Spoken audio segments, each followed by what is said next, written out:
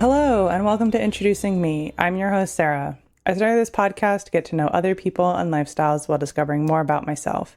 Each episode, I will give a new guest a chance to discuss their background, culture, interests, or whatever they want to talk about to help increase all of our own worldviews.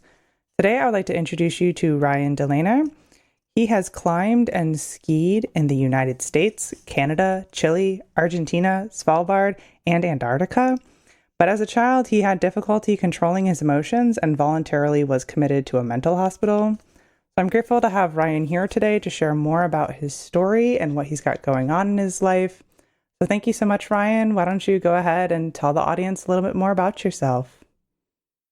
Hi, I'm Ryan. Happy to be here. It's funny, people always give me these intros and I'm always like, how do I summarize myself in a few sentences? You kind of did it pretty well. I'm a climber, skier. I like to say climber as an umbrella term because I'm often climbing mountains to ski down them and climbing rocks in the summer, so the constant is always up. I'm currently a rock climbing guide in Acadia National Park, and I am the author of Without Restraint. I go to school, hopefully for one more semester at Vermont State University in Linden, Vermont, kind of middle of nowhere town. That's kind of the gist. So what is it that you're currently studying in school? Outdoor education. That probably should have been obvious with what you're interested in. Do you want to share kind of like what that sort of degree looks like and what you're learning? Yeah, so outdoor education is essentially an umbrella term for a lot of things.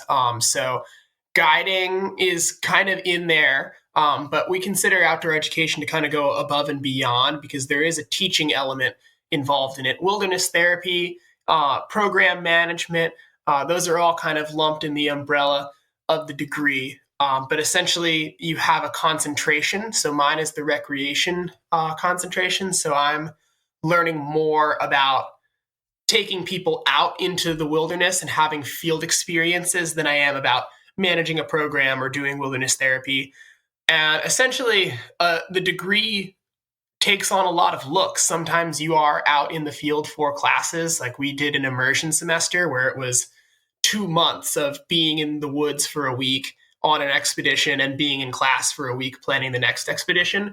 But it's also a lot of time in the classroom learning about the psychology and the theory behind why this is important for people, why this profession needs to be recognized as a profession and not just a bunch of hippies out in the woods trying to make a quick buck showing people a cool tree, and how we can help the world and create better people through outdoor education. Yeah, I think you touched on some good points there about the like general perception of, say, somebody who works in a national park or is on, one of these recreational activities. And you mentioned that you currently are a climbing guide. So what are you hoping for a future career path? What am I hoping for a future career path? Really to expand the amount of guiding that I can be doing and the terrain that I can be doing it on. So when you're in kind of guide world, there's the AMGA, the American Mountain Guide Association, and they have levels of certification. So right now I have my rock guide course, so I can take people on terrain that's up to grade 2 without supervision. So the commitment grades are essentially how long does it take to climb the thing you're climbing. Grade 2 is a route that takes about a half a day. Grade 3 is like a full day. Grade 4 is like a really long full day. And once you get beyond that, it's overnight. But your scope expands the more training you have. But honestly, that's just the easiest answer. I don't know how it's going to expand. I'm most inspired by the kind of guiding where I feel like I'm doing more than just taking people out and showing them a thing and then I'm never going to see them again. I like when I feel like I've broken new ground with somebody who wouldn't otherwise have been in that position. Like the people who do come with stories that they can't do this or won't be good at this and like don't think it's for them. And we can work together and help them realize the capabilities they hold within themselves that are beyond their perceptions and those preconceived stories. So I feel like there is a future where I can be doing more to help people than just like taking out like the usual clients. But I don't quite know what that is yet, so I'm still exploring that front.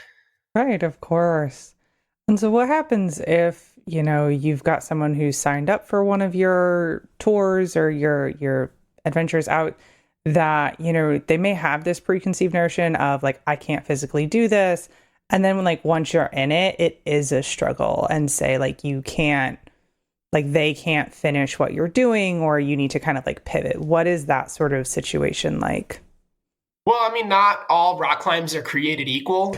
There's easier ways up the cliff than others. So oftentimes, I kind of know pretty early on what we're looking at with a client. Like when we're doing the approach just to get to the cliff and they're already kind of struggling with the movement or just feel uncomfortable.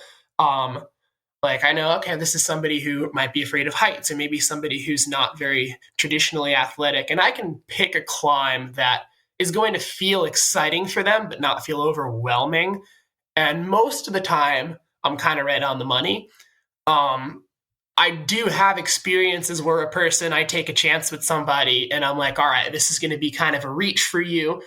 I'm going to put you on this route and just see like how it goes. And some routes, it's really easy if they can't do it because you lower them back to the ground. Sometimes you're climbing out. Like in Acadia, we have a lot of cliffs that are on the ocean. So you're lowering people in from above to just above the water and having them climb back up to you. If they can't climb out, we have to create a technical system where we can haul them back up the cliff. And that can be a little bit tiresome for the guide, and it can be a little devastating for the client sometimes because they know that they're being hauled. Suddenly, the rope is moving them up, and we might go back down to easier terrain after that. And so, you have a personal experience in climbing, skiing.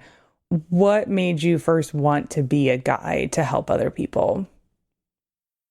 Well, I guess I'll have to get into my background a little bit. So when I was younger, I was moved out of traditional schools and into therapeutic schools. And unfortunately, the therapeutic school I was moved into had a method that they really believed in, which was when kids were acting up, they would physically restrain them. So imagine a typical wrestling match. It looked something like that. And they thought eventually they could break kids and make them behave. And that did not work for me. And I developed a lot of trauma. And I really was not heading for anything that looked like it could be remotely successful. People were kind of telling me I was going to end up dead or in jail by the time that I was 18. When I was 7 years old, just on a whim, my dad took me skiing. And when I went skiing for the first time, it was kind of the first time anything clicked for me. I knew right away this was going to be a realm for me, and something that I was really going to excel at and that I really enjoyed. So as I got more into skiing, it was clear that that was going to be a part of my career somehow, was being in the mountains. Like I already had enough obstacles on the path to going to a traditional college and, having a career. So I might as well play to my favor. And I toyed with different ideas, ski instructing, ski patrol, and eventually just through my own personal experiences, I started to meet people who were guides and who did this for a living, took people into the mountains and brought them on experiences they might not have otherwise been able to have on their own. And a lot of people who saw potential in me and were mentors to me were also guides. So it was just a natural choice for me to want to have that career. And so then how did you also get into rock climbing? Like they're both outdoor sports. They're both somewhat extreme to an extent. So what was the transition there to add that to your expertise? So I always tell my clients when they ask me this that I got into rock climbing through the back door. So I got really into skiing, and I was a very strong skier. And eventually, I got to the point where the stuff that was in resorts was kind of done some of the hardest things you could do, accessed from a lift. And I was never going to be one of those people that was in the terrain park doing backflips or jumping off the biggest cliff in the ski area. I wanted to kind of ski the steeper and more adventurous things, just at my own pace. And it was clear the next steps for me were going to involve climbing mountains. So I started climbing, learning how to climb steep snow, how to climb ice, how to use ropes for rappelling to ski mountains that were so crazy that you couldn't even ski through them cleanly. You had to like ski to the top of a cliff, rappel off it, then ski out the bottom. So I had enough rope skills from that when the summer would come around and I was kind of dealing with like the off-season woes, one day I was like, I probably know enough that we could just go rock climbing, and we would hike up to a cliff in town and just like drape the rope over a tree, like not the way you're supposed to do it. And we went and climbed. This was around 2019. Just before that, Free Solo had came out, and it's kind of funny because all climbers make fun of that movie because it's like the mainstream interpretation of climbing. It was like the first thing that made your grandmother know about rock climbing. So I like think that that's hilarious that so many people make fun of it, because I was one of those people that got inspired by it. Just not necessarily the idea of climbing a cliff without ropes, but just the idea of moving over that much rock with so much fluidity and precision. I was like, I kind of want to go ahead with this. So me and my friend, we went to REI and we bought 6 quick draws, which they have a carabiner on both ends. One connects to a bolt that's drilled into the rock, and the other you clip your rope into. So if you fall to your last bolt. We watched a video on how to lead climb, which is the thing I just mentioned there, how to catch a lead fall. So that's when your partner is on the bottom and they are holding the rope and capturing your progress so you don't hit the ground, essentially. And with those 2 YouTube videos, we went to Rumney and we just started rock climbing, and thank God we survived. So with that last statement there, were your parents ever concerned that what you were doing was dangerous? Yeah, it's interesting. My dad, we learned how to ski together, and he was with me on a lot of my early ski adventures. And I think he had this perception that rock climbing was much more dangerous than skiing. And I've come to learn that it's kind of not that way. I think in pictures, rock climbing looks a lot more extreme, but you're always connected to a rope. And even when you're lead climbing, when you fall to whatever your last piece of protection is, whether that's a pre-drilled bolt or a piece of gear that you've placed in a crack. And these are designed to hold thousands of pounds. And the harder the climbing gets, the safer it gets, because steeper walls or even overhanging walls, they mean oftentimes you fall into just dead airspace. You don't hit the rock ever. Whereas when you fall skiing, you're just tumbling down the mountain. You stop when gravity is done with you. So I think it's a lot safer than it looks. Mm-hmm. Yeah, I mean, it definitely makes sense. Now, have you ever participated in either of these sports at a professional or competition level, and has that ever interested you? Competition never really interested me. I think part of what initially drew me to mountain sports was the idea that you weren't competing with anybody. When I was a kid, I hated competing, probably just because with the struggles I was going through, I didn't really have a good foundation of self-love yet. So I took losing very personally, because it was like never just a game for me. It was like I was putting my all on the line, and if it wasn't good enough, I was upset. And mountain sports were kind of a way to build myself instead of like, risking win or loss in competition. And I learned to build confidence through that. Um, the professional thing, the more I learn about it, the more it's so like ill defined. I guess right now, Kate's Real Food sends me 4 boxes of bars per month to talk about them on the internet, and I wouldn't have secured that if I didn't post so much about skiing. Does that make me a professional skier? I don't think so. Um, I don't just ski and climb for the love of it for a living, so I guess I'll say no. It would be cool. Yeah, it's definitely, you kind of got to see where it takes you a little bit. Mm-hmm. And you mentioned how, as a child, you went from traditional school to therapeutic schools and didn't have a great experience, but now you are in college and you've clearly had some growth in your personal life, which sounds like is very much attributed to skiing. So, what has that transition and growth been like for you in, kind of like the emotional, mental world? That is like such a big question. I'm trying to think where to start with that. Um, I think it's. I mean, when I initially went to the hospital, like you mentioned in the intro, that was kind of like my lowest of lows. Because essentially the only reason I went, I once I was in that therapeutic school that was essentially being abusive to me.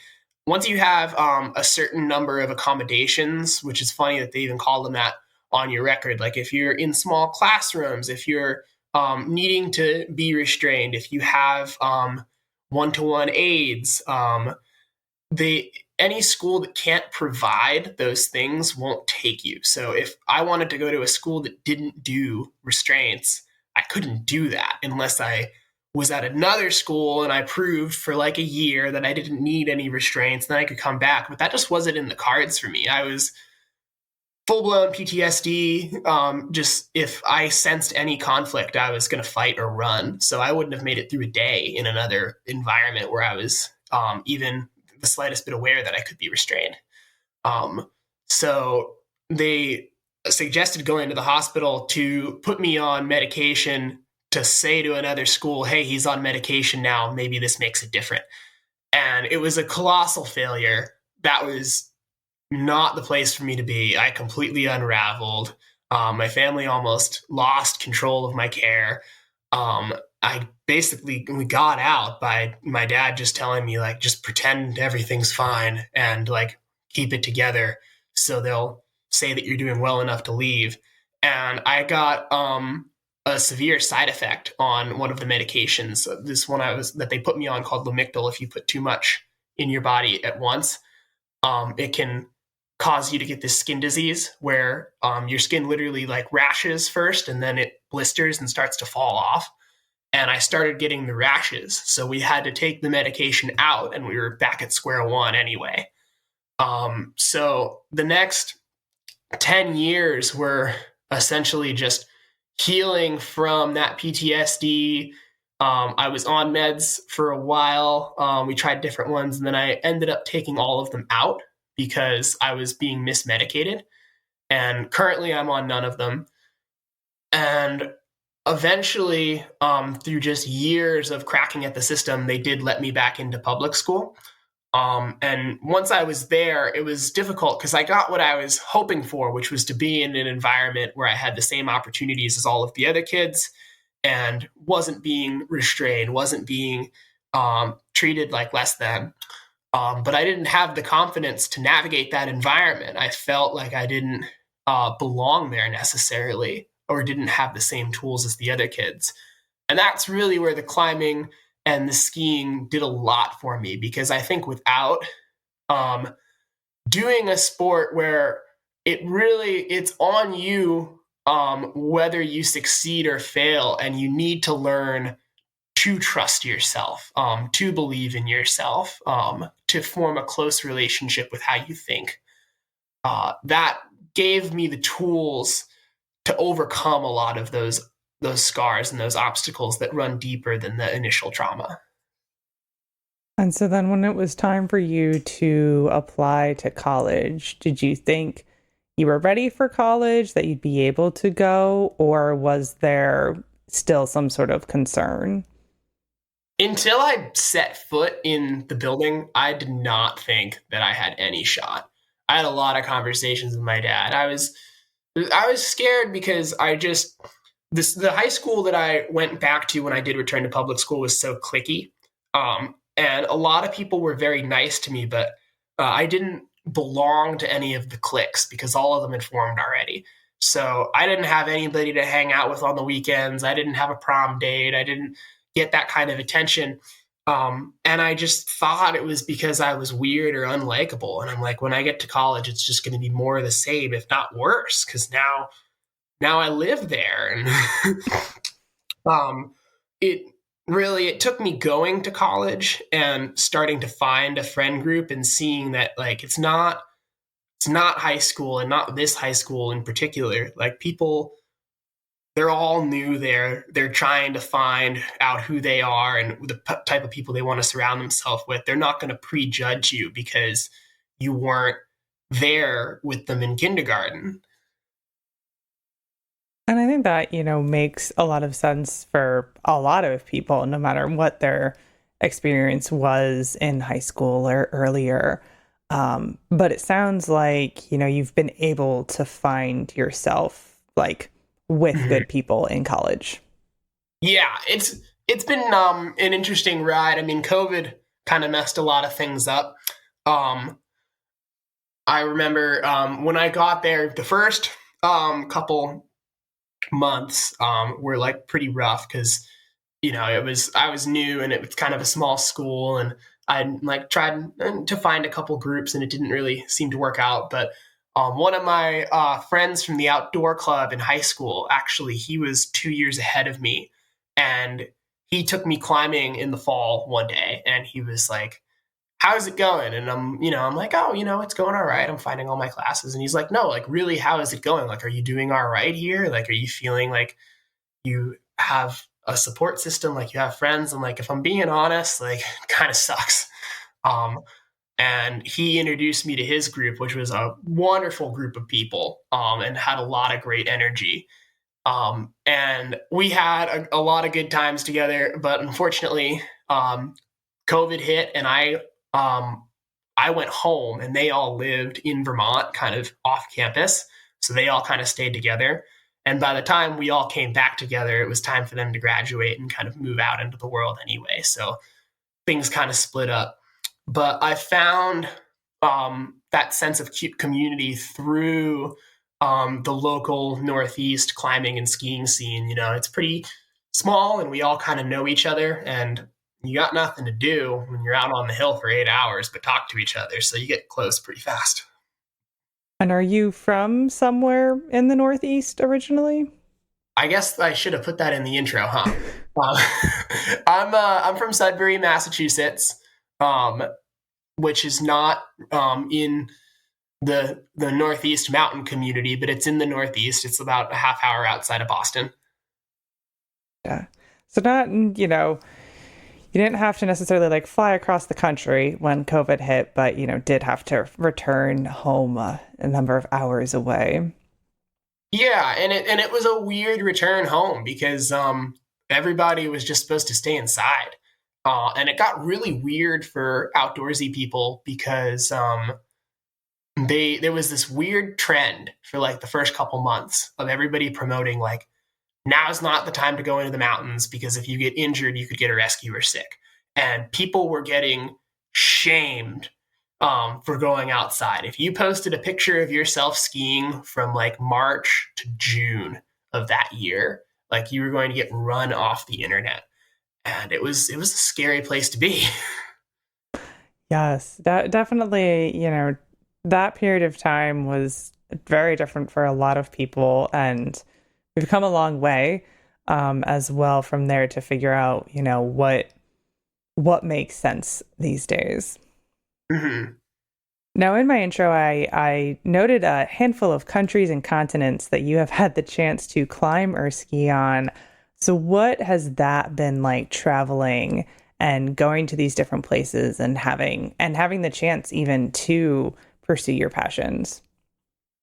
The traveling has been really cool. I attribute a lot of it to friends in high places, is what I say. I was fortunate to meet a crowd of people that was kind of in that expedition ski world.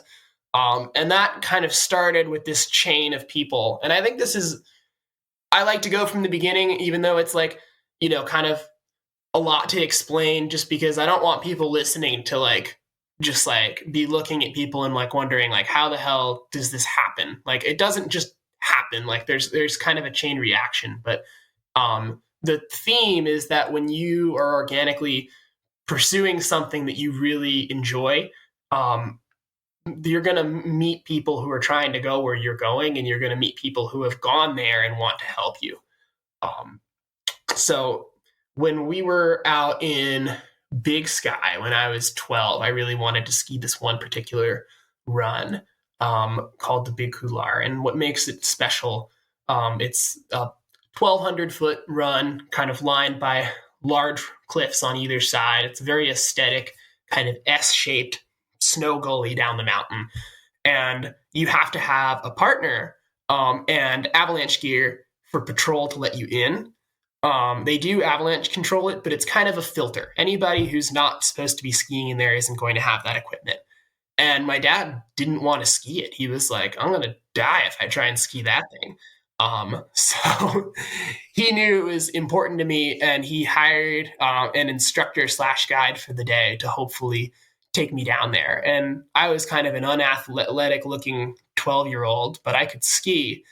And we met a guy named Ben Brousseau that day, who was kind of the first person that didn't prejudge me and was like, yeah, you're young, but let's see how you ski before we decide whether you can go or not. And he liked what he saw on the hill, so we went up there and we skied it.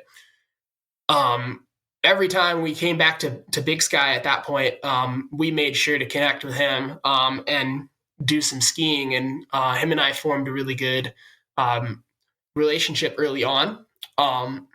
He got invited to coach a ski camp in Chile and invited us to come down to the camp. So we go to Chile when I was around 15.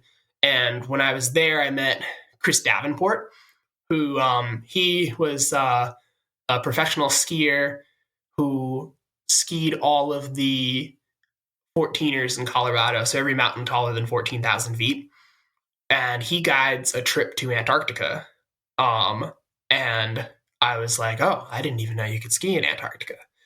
And when I was 17, and I was a senior, Ben was potentially thinking that he would get to go on the trip. If he could get 4 people to sign on, he would get to go. And my dad trusts him a lot and was like, I think it'd be awesome if all of us got to go on that trip. But ultimately, we were the only 2 he got, so Ben didn't get to go, but my dad and I did end up going to Antarctica. And we got on that boat, and that was my first exposure to oh, this is what's really out here. Because on that trip was 20 mountain guides who had been all over the world, people who had skied in the Arctic, in Svalbard, in Kashmir, Pakistan, Russia, all these crazy places that you just wouldn't think there'd be skiing.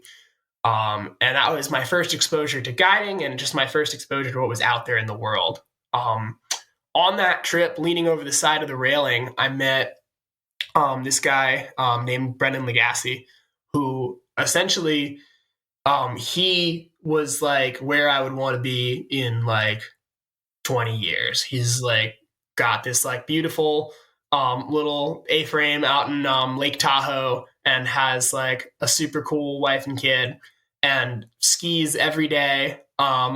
Even though he's somehow also a professor at a college now, he'll ski at 6 a.m. in the morning or at 5 o'clock in the afternoon if he has to. And went through a long period of his life where he did expeditions all around the world. And for some reason, he took a liking to me and was like, this kid is going to like go places if he just has some direction. So through being out in Lake Tahoe together, we pitched the idea of going to Baffin Island together. And this is kind of the biggest thing I've done. Baffin Island is kind of above all because all these other places have, streamlined guiding services that take people there. Baffin Island doesn't even have a streamlined way to get there. Um, the only people who go there are like the Inuits who live there, big like companies backing ski expeditions. So like the North Face team or like Black Diamond athletes have been out there, and narwhal scientists because Baffin Bay has 90% of the world's narwhals. So he pitched the idea. It was a place he'd always dreamt about going, but it had never come together for him. And I was like, I didn't even know that was an option. Yes, I'm in. Let's make it happen. So 2 years of planning later, we combined our expedition with a professional skier named Cody Townsend's team. And we took a charter plane to Clyde River and took a 100-mile snowmobile ride out to what I would describe as the best ski terrain on the planet. Just 5,000-foot vertical rock faces split by hallways of snow. And you climb that hallway of snow and you ski it. You sleep on frozen sea ice. Hopefully don't get eaten by polar bears. And it's otherworldly. So just through a chain of meeting people and saying yes to various opportunities, I found myself from being like a kid dreaming of big mountains to a kid learning from like the best and sleeping in a tent on sea ice skiing otherworldly couloirs. Yeah, it sounds like, meeting the right people, getting the chance to have these great adventures. Do you have more places like on your bucket list that you want to get to ski? Yeah, I mean, I think another theme you find in that story is just the theme of the ever expanding map. You go someplace and they tell you about someplace else. I definitely I feel like I'm very called to this kind of polar region exploration. Like I loved going to Svalbard and going to Baffin Island. I'd love to keep, throwing darts at the places on the map that look hard to get to and people don't really go. Greenland is definitely a place that's on my list. Going to Ellesmere Island would be very cool. There's parts of Antarctica, like the Mount Vincent area, that would be super awesome. Just they're all kind of logistical nightmares. And these days, I'm just kind of more interested in waiting for the opportunity to feel right than to force something. Like if one day there's a team of, some people I know who are trying to put it together and they're really stoked and it feels like something I want to put, time, energy, and money into being a part of that team and, making that opportunity happen, I'm about it. Yeah, I think that's, a sensible way to go about it. And how it's worked in the past of, kind of taking the opportunities as they come so that it is the most enjoyable rather than trying to like force something to work just to check it off a list. Mm-hmm. Yeah, because you can do that. I mean, I'm sure if you just like trolled the internet, you could find anybody who's trying to put together a team. And I've had people who have texted me about like, oh, I want to go to Peru or somewhere, or like, go climb Mount Everest or something. Would you want to go with me for this? And I'm, if it's somebody I don't know or kind of have that comfort level with, I'm less apt to say yes to something. Because I know how it feels to just be in a super harsh and intense environment and feel totally chill because you're with somebody or with a crew of people who you have like a really good groove with and like, to check on each other, how to be a good team member and everybody's kind of helping everybody. So nobody's feeling like they're being strained. that's hard to achieve. And you're not going to achieve it by just like rolling the dice with people you don't know or don't feel good about. Right. Yeah, that comfort level seems like it'd be vastly important when it comes to, you know, mountain sports, being outside, being in these intense sort of moments and places where you're not familiar. Mm-hmm. Now, taking a bit of a pivot, you did mention a book that you have authored. So you want to share a little bit about what that journey was like and what the book is about? So the book is called Without Restraint. My dad and I wrote it together. The journey, essentially, it started actually on that Antarctica trip where we kind of met everybody. We were on a large boat that was promised to have Wi-Fi and did not. And it's 2.5 days of crossing the Drake Passage, which is essentially the section of ocean between like the pointy part of Chile and Argentina and the pointy part of the Antarctic Peninsula. So we had a lot of time on our hands, and my dad was just kind of reflecting on this journey, and he was like, this is crazy that you went from being this person who was projected to not have much of a future to being on this like trip to Antarctica and being a good skier and having skied all of these places. So he started writing and he pitched the idea to me. And this is when I was in this phase of, not knowing how college was going to go for me and kind of dealing with the woes of just being out of the public school system for so long.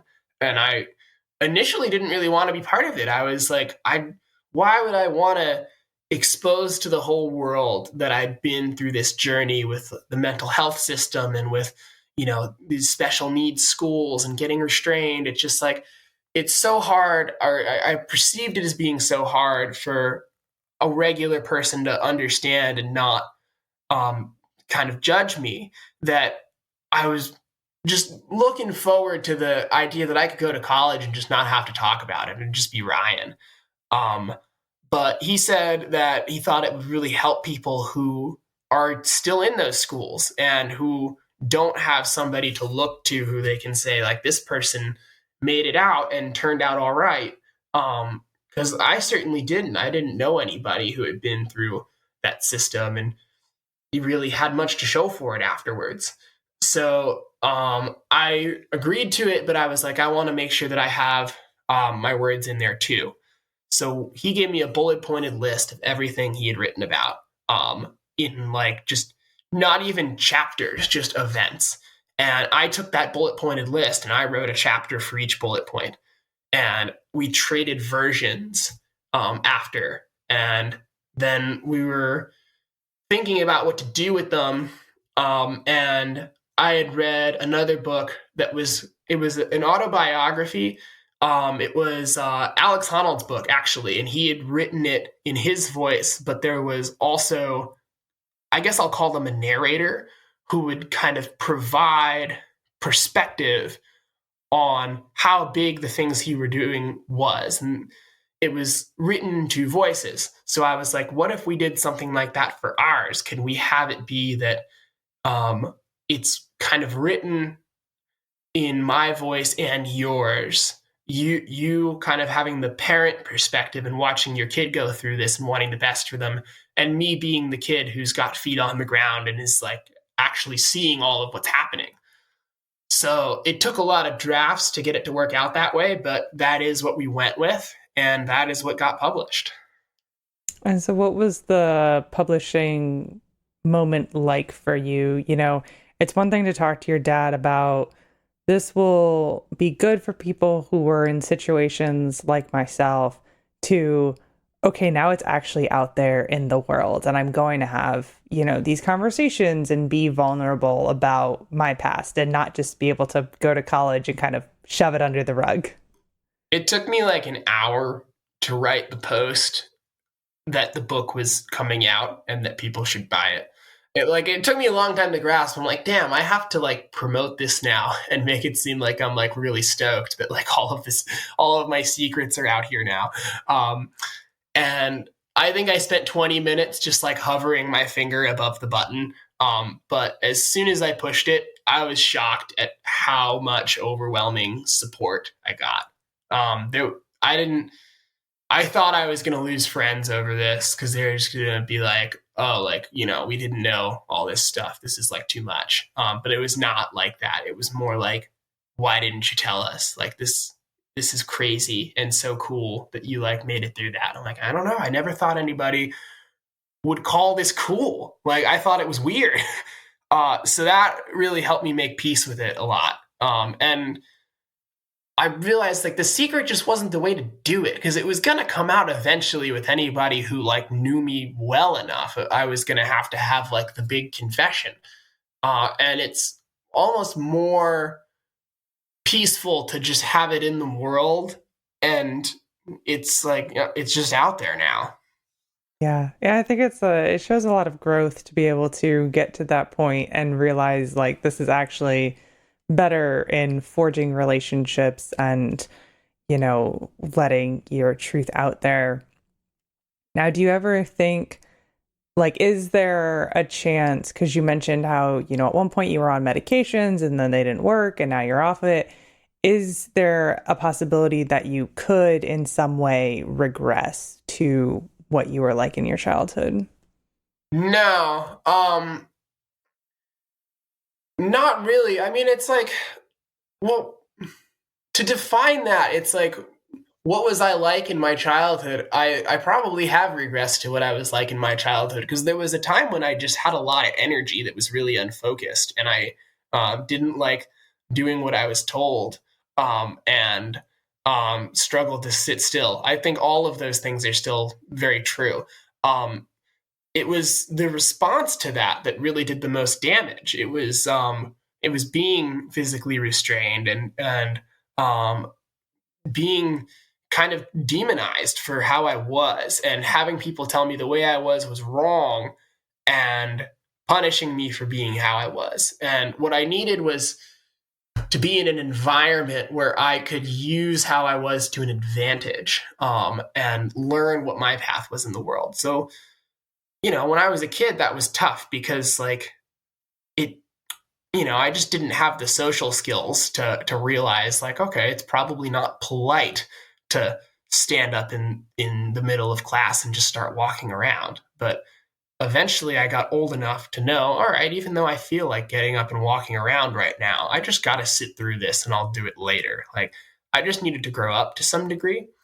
But it'll never be as bad as it was because I've spent a lot of time healing. Like I'm not gonna see conflict coming and run off into the woods or just like have an all-out brawl with somebody.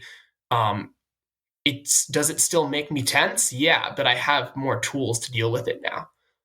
Great. Well, I appreciate you answering that question. I wanted to ask it for like kind of those moments or the people who are experiencing something similar when they're like in that moment of, we haven't gotten the progression out, the toolbox to make social situations easier to navigate and stuff like that. So, I felt like that was kind of important to touch on, and it sounds like you are definitely in a better place. Yeah, and it's like it's not the book. It's not a medical recommendation for sure. It's not like all meds are bad and you shouldn't go on them. But the point of the book was really just that the system doesn't always know. If you're a parent, you probably know better than anybody else what your kid needs, and if you're a person, you probably know what you need better than anybody else, unless there's some kind of sciencey things that a doctor might know that you might not know. But I was mismedicated. I was medicated with how you would medicate a bipolar person, and I was having PTSD symptoms. So essentially, they were just putting more and more meds down the tube and saying, it's not working. When he like gets into a confrontation, it still results in a restraint every time. We must just need more meds. And eventually I got numbed out enough that I didn't have as much of an emotional reaction to anything. But it was never going to work because I wasn't having violent outbursts because I was a bipolar person who had like manic issues. I was having violent outbursts because I was scared of having violence done onto me and was not able to leave the environment where that was happening. So, meds might be great for the person who needs them, but if you're not medicated for the right thing, it won't work. Yes, of course, that makes a lot of sense. Now, before I start to wrap things up, is there anything else you would like to share with the listeners today? I mean, I think we covered a lot of it. I've done a lot of these podcasts and things seem to go more chronological. This was the first like conversational one that really felt totally free form. So I hope everybody was able to follow. We jumped around in the timeline a lot, but I hope that sharing a little bit of my journey can help people realize that they're not alone, and if they're going through something, that it's possible to be going through something or have gone through something and still have really great things happen in your life and create something of yourself. And that I highly recommend getting out into the outdoors and finding a pursuit like skiing or rock climbing, really just any activity that has that immediate feedback cycle where your progress depends solely on the effort you put in, because it will open you up like nothing else will, and you'll learn a lot about yourself. And it's hard because you do have to own your failures. There's some days that will feel hard, but it also forces you to own your successes too, and learn that you are a very capable creature and you should believe in yourself. Great. That's some great advice here at the end. And like you said, we weren't necessarily chronological with your story, but I think it flowed for some nice kind of like, this is why we're here, and this is how things ended up. Mm-hmm. Now, at the end of all my episodes, I do ask my guests a random question that doesn't have to do with what we've been talking about. So my question for you today is, what mammal do you identify with? There's so many good ones. I don't want to, I feel like I could think of a better answer, but I have this like belief that like the first thing that comes to mind is usually right. So I'm going to say probably wolves. Because I feel like wolves kind of have a bit of a negative connotation, just being carnivores. But they are loyal to the wolves around them. They work in teams well. They put their slowest slash most sick or ill members in the front of the pack to set the pace for the group when they're moving, which is a fundamental principle in group management, and make sure that nobody gets left behind. So I don't know, they might chase other small animals down and eat them, but they also look out for their fellow wolf.